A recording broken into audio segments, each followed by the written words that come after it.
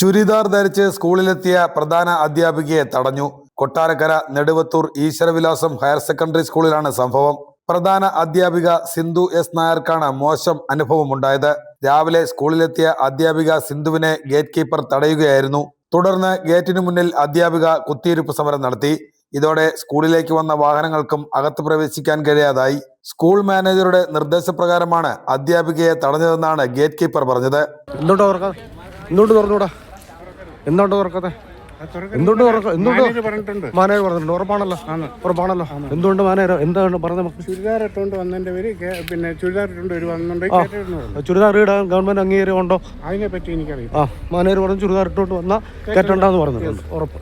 School മാനേജരും പ്രധാന അധ്യാപികയും തമ്മിലുള്ള മാനസിക പ്രശ്നമാണ് അധ്യാപികയെ തടയുന്നതിലേക്ക് എത്തിയതെന്നാണ് ആരോപണം. പിന്നീട് പോലീസ് എത്തിയാണ് അധ്യാപിക സിന്ധുവിനെ സ്കൂളിൽ പ്രവേശിപ്പിച്ചത്.